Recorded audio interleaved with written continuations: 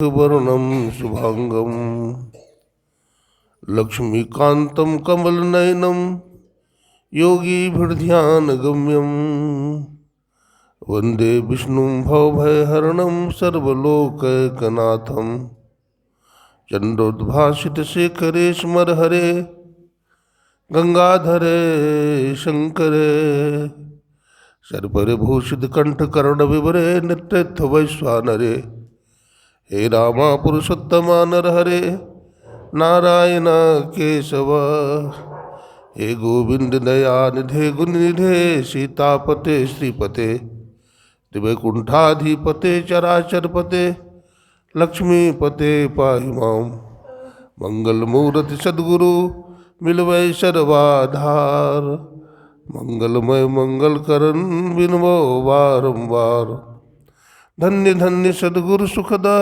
महिमा कही न जाय जो कुछ कहूँ तुम्हारी कृपा मोते कछु न बसाए तीन लोक नौखंड में गुरुते बड़ा न कोई करता करे न कर सके गुरु करे सो होय।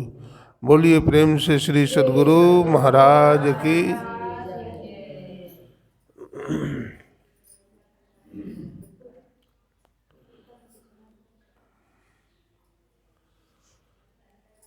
संसार का हर प्राणी, हर जीव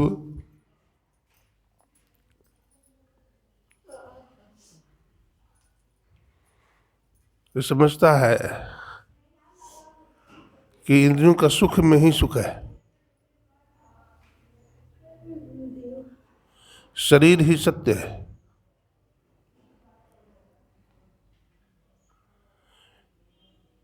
ये परमार्थ का जो ज्ञान है संत बताते हैं, क्योंकि संत जागे हुए होते हैं। संत पलटू के शब्दों में माया मुख जागे सब है, सो सुता कर जान दरिया जागे ब्रह्म दिशि सो जागा परमान। हम लोग जगे हुए हैं माया में, तो माया में जगना कोई जगना नहीं है,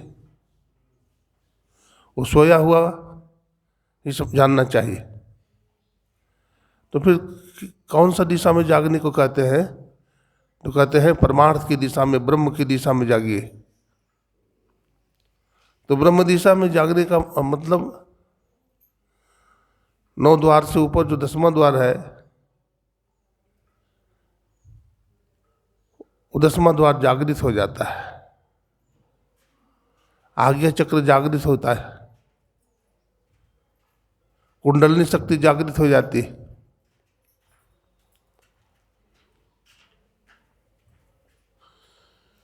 वो जब जागृत हो जाता है तो फिर भीतर में साधक प्रवेश कर जाता है।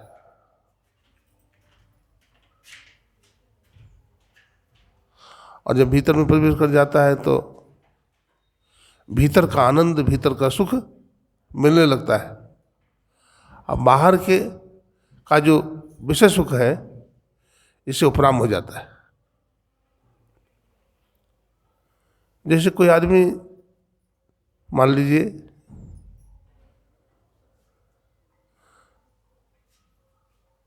लेटा हुआ है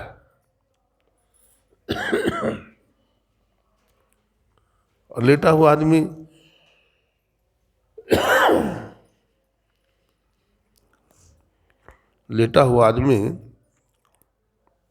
चला गया स्वप्न में। लेटा हुआ आदमी स्वप्न में चला गया। और जो लेटा हुआ आदमी है घर में हवन किया है, ठीक है, घर में हवन किया है, तिल जौ घी का जो आहुति बनाते हैं तो उससे घर पूरा सुगंधित हो जाता है। लेकिन स्वप्न देख रहा है कि हम नरक में चले गए हैं, वहां मुर्दा जल रहा है, चारों तरफ बदबू ही बदबू आ रहा है।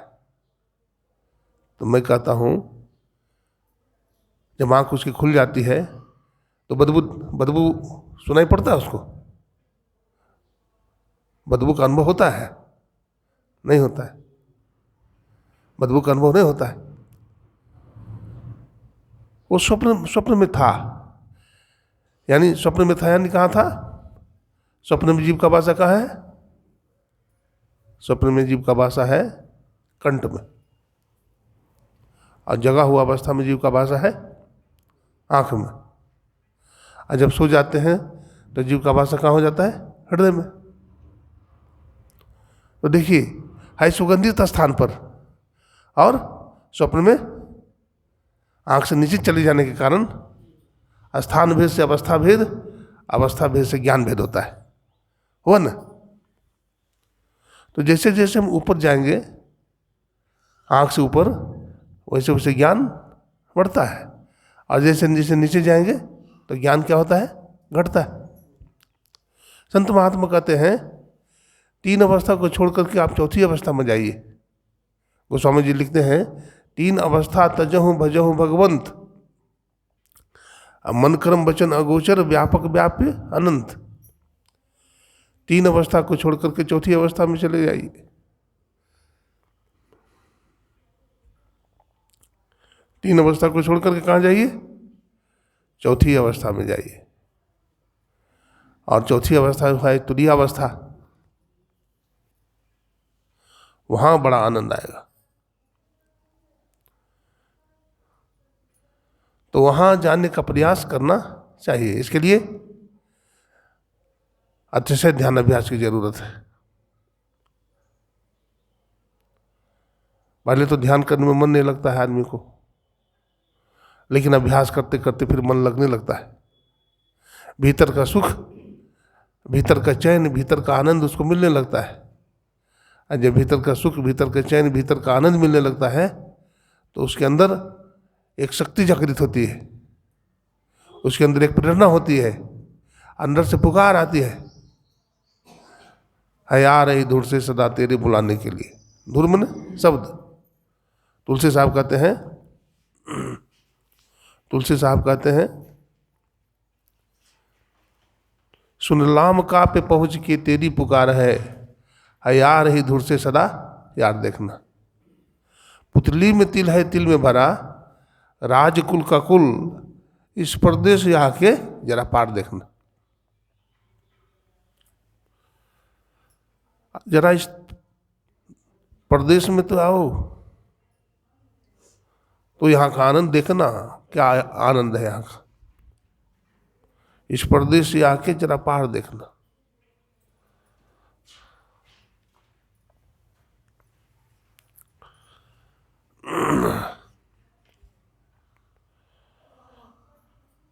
गंग जमुन, गुरु महाराज कहते गंग जमुन सरस्वती संगम पर संध्या कर नित भाई। गंगा जमुना सरस्वती के संगम पर संध्या करिए आप।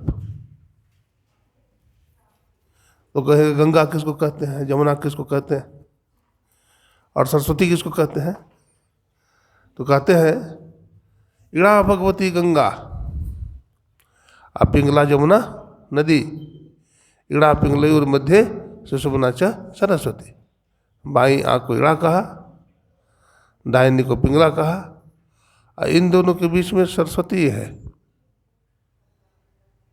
सरस्वती पुटले मनुष्य वाक्य भाग गुरु गम ना हिले।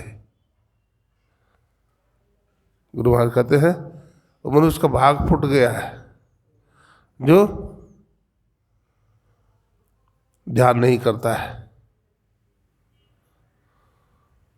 नुक्ते सफेद सन्मुख झलके झला जली, और सहरग में नजर थिर कर तज मन की चंचली। सहरग में मन जब एकाग्र होता है तो मन की चंचलता खत्म होने लगती है।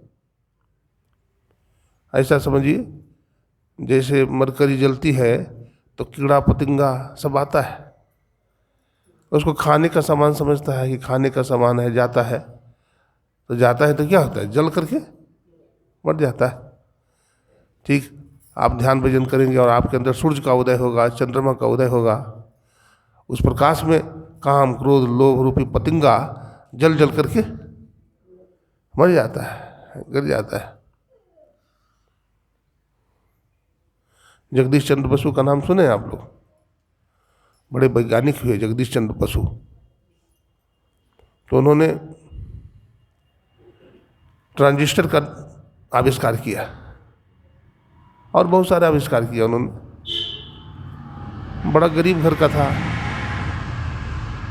लेकिन उसके चुरा लिया, उसका जो आविष्कार था, खोज था, उसको चुरा लिया एक मार्कोनी ने। अब मार्कोनी ने पूरा काम कर चुका था, लेकिन थोड़ा सा बाकी था, तो उसको उन्होंने कर लिया। नाम हो गया किसका? मार्कोनी का। बतलाते हैं वो मार्कोनी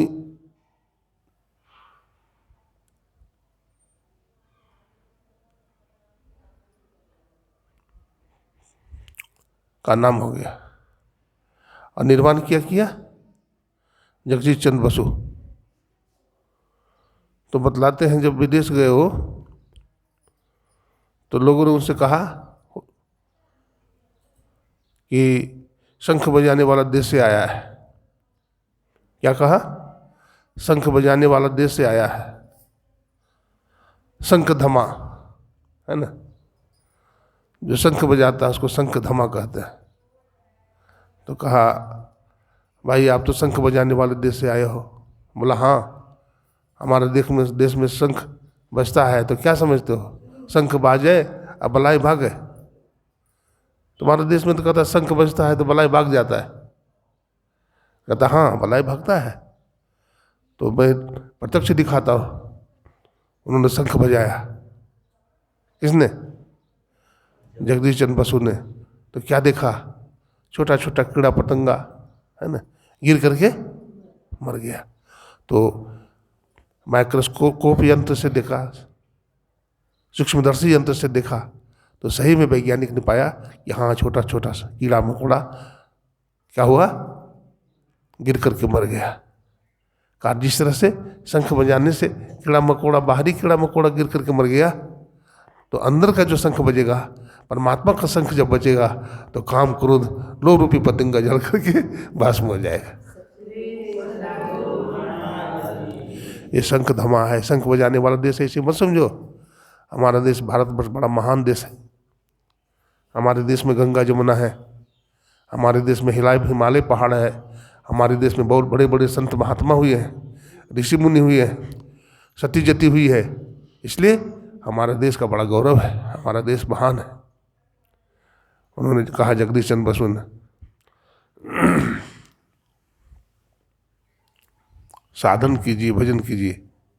साधन भजन करेंगे तो बलवान हो जाएंगे, आपका आत्मबल बहुत बढ़ जाएगा। आत्मा का बल किसका बढ़ता है? जो भजन करता है, जो अच्छे रास्ते पर चलते हैं, उसका आत्मबल बढ़ता है। और जो साधन भजन से हीन होकर के रहता है, उसका आत्मबल नहीं बढ़ता है। हिमालय पहाड़ पर, माउंट एवरेस्ट की चोटी पर सबसे पहले कौन पहुंचा था जानते हैं? तेंजिंग और न्यूजीलैंड के हिलेरी, और एक और था शेरपा। तो जब हिमालय पर चढ़ने लगाए तो बहुत कष्ट। बताइए हिमालय पर कितना बर्फ है और कितना ऊंचा है।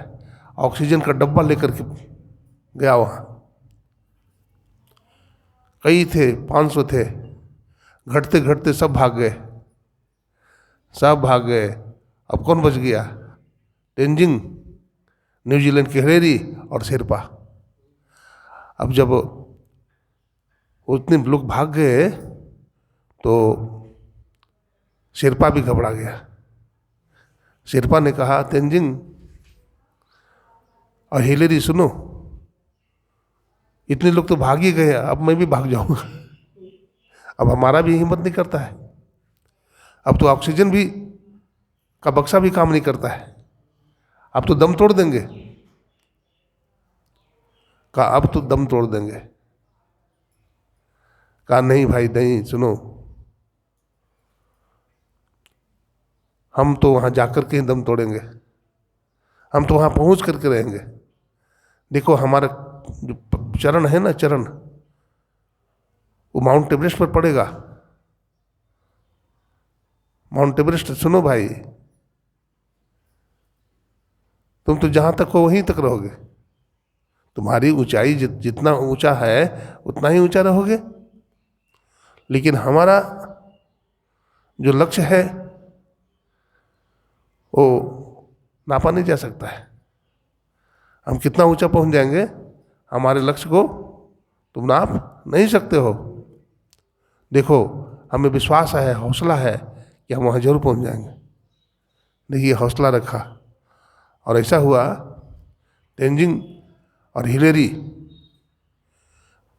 माउंट एवरेस्ट पर पहुंच गया और वहाँ भारत का तिरंगा झंडा लहरा दिया। तो हम भी ये जो मोक्ष है, जिसको शाश्वत आनंद और शाश्वत सुख कहते हैं, साधन भजन करने में परेशानी तो बहुत है, दिक्कत तो बहुत है, लेकिन अगर करते रहेंगे, लगे रहेंगे, तो एक न एक दिन वहां तक जरूर गति हो जाएगी। भाई, संसार में सुख दुख हम लोग देखते रहते हैं। हर आदमी को सुख अच्छा लगता है, दुख कोई पसंद नहीं करते हैं। लेकिन दुख और सुख दोनों को छोड़ना है। नहीं, ऐसा नहीं केवल सुख को छोड़ना है, केवल दुख को छोड़ना है। सुख को भी छोड़ दीजिए। एक वक्त ने कहा, हमें सुख भी प्यारे हैं, हमें दुख भी प्यारे हैं, हम छोड़ूं किसे भगवान, दोनों ही तुम्हारे हैं। तो सुख दुख, देखिए, सुख है दिन का प्रतीक, सुख है, और रात का प्रतीक दुख है। तो हर आदमी चांदनी रात चाहता है। अंधेरी रात में, अमावस्या परिवार के दिन में कोई चाहता है हमारे दिन में अमावस्या रहे? हर आदमी पूर्णिमा चाहता है। लेकिन पूर्णिमा के भी सुख को तुम बोलो, क्योंकि भगवान कृष्ण कहते हैं, लाभा लाभो जया जयो, लाभ और हानि से परे हो जाओ। न लाभ हमको सुख दे, न हानि हमको दुख दे, दोनों से परे हो जाओ, तो वो शाश्वत सुख है। वो क्या है? शाश्वत आनंद है।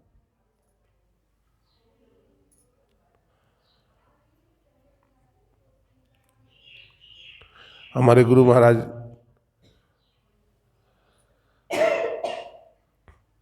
परमात्मा की खोज में जब चले, उनको बहुत दुख हुआ, बहुत सारी परेशानियां, बहुत सारी बाधाएं आई, लेकिन कि कोई भी परेशानी, कोई भी बाधा गुरु महाराज को रोक नहीं सके, कोई भी रोक नहीं सके।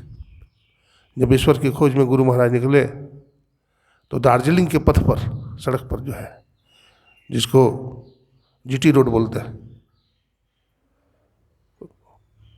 उनका चप्पल मांग लिया कोई भिखारी ने कि बाबा चप्पल दे दो, तो उन्होंने चप्पल दे दिया। कोई गमछा मांगा तो गमछा दे दिया, कोई कुर्ता मांगा तो कुर्ता दे दिया, तो कोई छाता मांगा तो छाता दे दिया, और कॉपिन बच गए, कॉपिन तक दे दिया, आधा कॉपिन फाड़ करके भी दे दिया। ऐसे गुरु महाराज साधना। एक जगह बुखार आ गया गुरु महाराज को, चलते चलते एक गाछ के नीचे पड़े रहे गुरु महाराज। देखिए, कहा गया है कि संत की सेवा तो सब करते हैं, संत परमात्मा के संतान है, तो उनकी सेवा कौन नहीं करेगा? उनकी सेवा तो सब करना चाहते हैं। तो गुरु महाराज को जो बुखार थी, वहाँ धीरे धीरे बुखार ठीक हुआ। जब भूख लगी तो खाने को कुछ नहीं था। आम के गाछ के नीचे गुरु महाराज बैठे थे, भूख लगी हुई है, भोजन कौन देगा? देखिए, अचानक गाछ से दो फल गिर गया, दो फल गिर गया। गुरु महाराज उसी को धो करके ईश्वर का प्रसाद समझ करके उसको पान कर गए। दो फल देने वाला कौन था?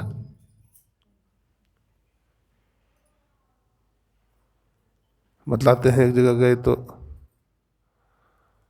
भूखे थे गुरु महाराज, चलते चलते थक गए थे, तो कहा कि महाराज आप कुछ जलपान करके जाइए। बोला क्या जलपान कराइएगा? बोला दही चूड़ा। बोला चलिए देखिए हमको जाना है, जल्दी से मैं स्नान करता हूँ और दही चूड़ा लेके आइए आप। गुरु महाराज स्नान वान किए, स्नान करने के बाद ध्यान किए, दही चूड़ा लेकर के आया, दही चूड़ा चीनी, तो उसमें एक कीड़ा पाया गया। गुरु महाराज नहीं खाए।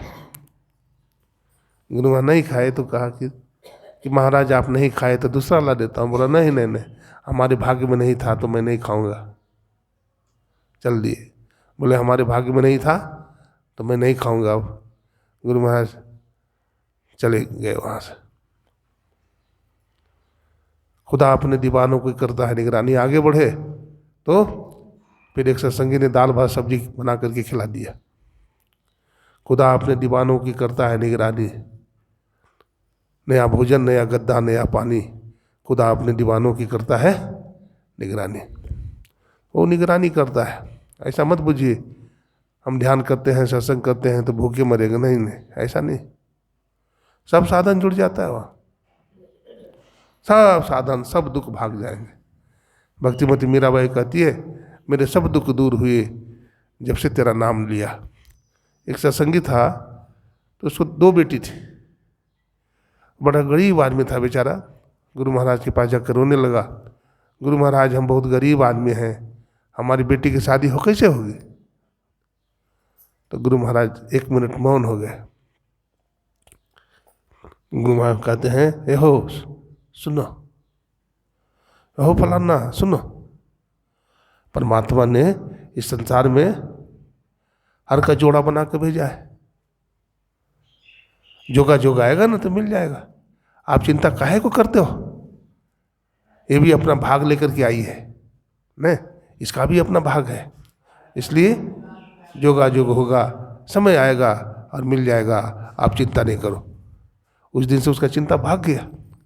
समय आया और एक ही बार में दोनों बेटी की शादी हो गई। देखिए, इसलिए चिंता नहीं करें ना चाहिए, है ना, चिंतन करते रहना चाहिए, चिंतन करते रहिए, चिंता नहीं कीजिए। समय आता है और सब काम हो जाता। कारज धीरे होत है काहे होत अधीर, और समय पाए तटबर फल कीटक सिंचो नीर।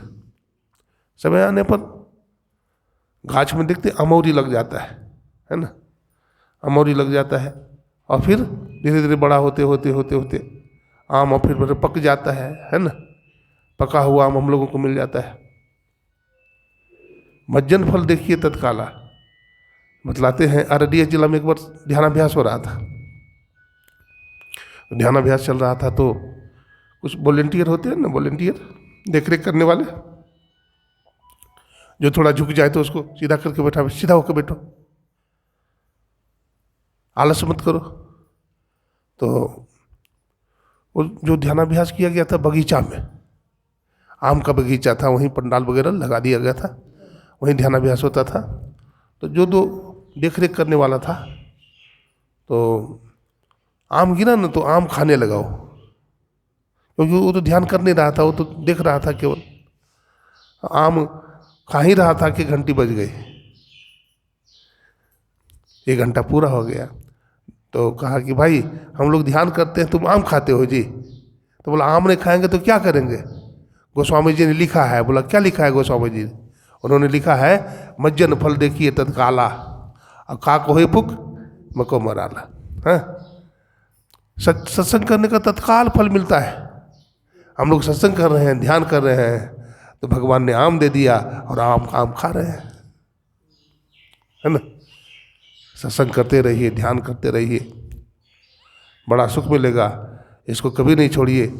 5 पाप से अपने आप को बचाइए, व्यभिचार, चोरी, नशा, हिंसा, झूठ। सत्संग करते रहिए, एक न दिन बात बन जाएगी। आप लोग थोड़े संख्या में भलो हैं, लेकिन बड़े ही तटस्थ हैं और नियम से भजन ध्यान करने वाले हैं। गुरु महाराज आपके संग में हैं, है ना। इसलिए घबराने की कोई बात नहीं है। बोलिए प्रेम से श्री सद्गुरु महाराज की जय।